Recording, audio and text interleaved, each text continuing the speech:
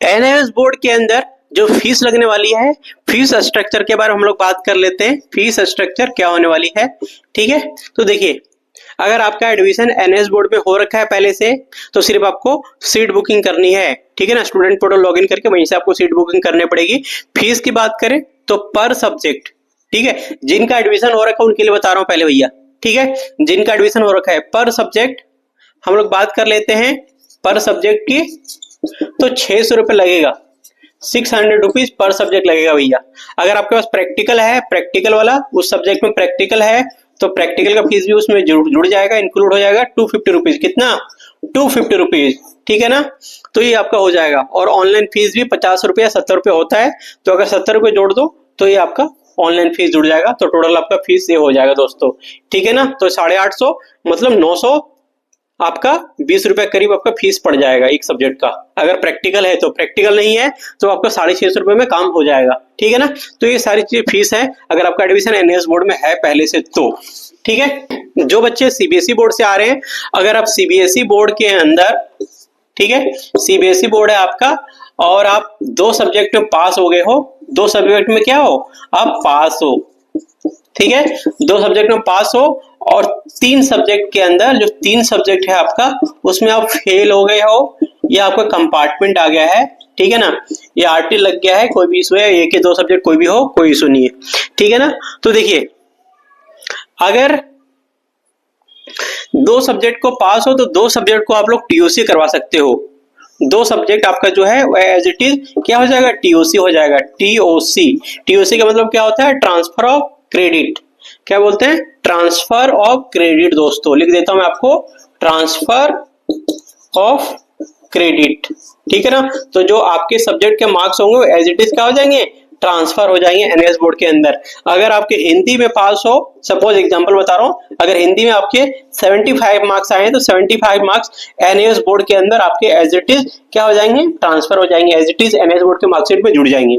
अगर आप इंग्लिश में अगर 99 मार्क्स लाए हो तो as it is NIS board के मार्कशीट में 99 मार्क्स जुड़ जाएंगे दोस्तों, ठीक है। तो टीओसी क्या होता है, आपके पुराने बोर्ड जो है उसके सब्जेक्ट के marks as it is transfer आप एनआईएस बोर्ड में करवा सकते हो, उसको बोलते हैं भैया टीओसी, ट्रांसफर ऑफ क्रेडिट, ठीक है। तो चलिए भैया, बाकी 3 सब्जेक्ट जो बच गए जिसमें फेल हो गए उसका क्या करना है, तो उसका करना क्या है, पेपर देना भैया, तो सोचो मत, ठीक है। बाकी जो 3 सब्जेक्ट आपके बच गए हैं, या 2 भी सब्जेक्ट आपके होंगे, एग्जांपल समझा रहा हूं, आप कंफ्यूज मत होना, ये मत सोचना कि 3 ही सब्जेक्ट में फेल हो, ठीक है।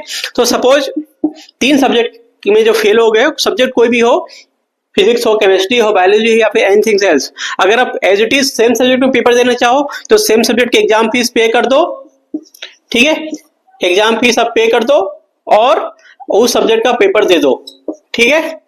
और अगर आप सब्जेक्ट चेंज करना चाहते हो, क्या करना चाहते हो, सब्जेक्ट को आप लोग चेंज करवाना चाहते हो, चेंज करना चाहते हो, तो एडमिशन लेते टाइम वो सब्जेक्ट हटा देना, न्यू सब्जेक्ट चेंज सेलेक्ट कर लेना, तो आप लोग उस नए वाले सब्जेक्ट का पेपर दे पाओगे आप लोग, ठीक है गाइज।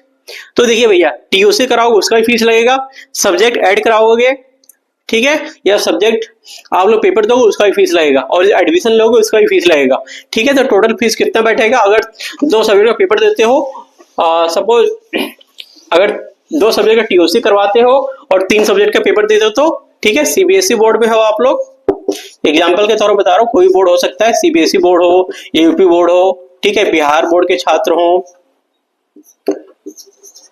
झारखंड बोर्ड हो, ठीक है, या अदर स्टेट बोर्ड हो, ठीक है। अगर आप लोग 2 सब्जेक्ट का टीओसी करवाते हो, ठीक है, और 3 सब्जेक्ट का आप लोग पेपर देते हो भैया, ठीक है, तो आपका फीस कितने लगने वाला है मैं बता देता हूँ। देखिए, वैसे तो बेसिकली 4800 रुपए से टोटल आपका जो फीस लगेगा वो 5200 रुपए बीच में लगेगा, 4800 से 5200 रुपए बीच में आपकी फीस लगने वाली है, ठीक है ना। इसके अंदर क्या क्या इंक्लूड है, एडमिशन फीस भी इंक्लूड है, एग्जाम फीस भी इंक्लूड है, ठीक है।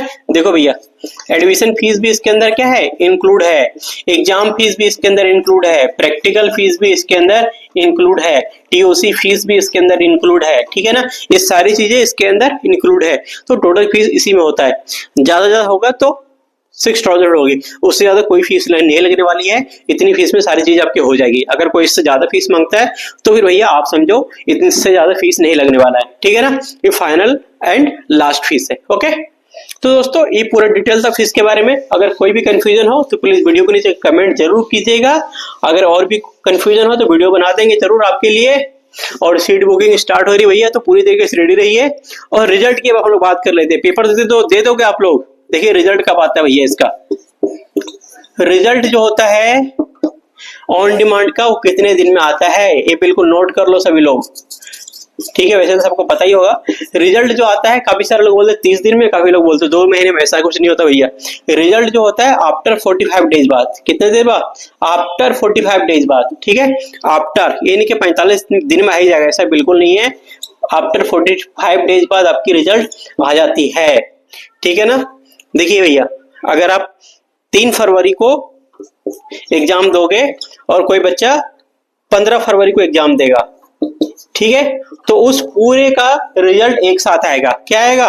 पूरे का रिजल्ट एक साथ आएगा। तो अगर आप ये 2 सब्जेक्ट या 3 सब्जेक्ट पेपर देने जा रहे हो, एक साथ आपको रिजल्ट चाहिए, तो इस 15 दिन के गैप में आपको फॉर्म फिलअप करना पड़ेगा, ठीक है ना। तो 15 दिन के गैप में आपको आपके जो सब्जेक्ट है उसके अकॉर्डिंग चलना। अगर आप लोग 1 महीने गैप कर दोगे तो आपका रिजल्ट दूसरे टाइम में आएगा, मतलब सेकंड टाइम में, ठीक है ना। तो ये पूरा डिटेल है, मैं आपको पूरा डिटेल में बता दिया हूँ ऑन डिमांड के बारे में, ठीक है गाइस। बाकी मिलते हैं आपको अगले वीडियो में, तब तक के लिए थैंक यू। चैनल पर नए हैं, चैनल को सपोर्ट कीजिए, लाइक से सब्सक्राइब कीजिए दोस्तों। मिलते हैं आपको अगले वीडियो में, तब तक के लिए थैंक यू। जय हिंद।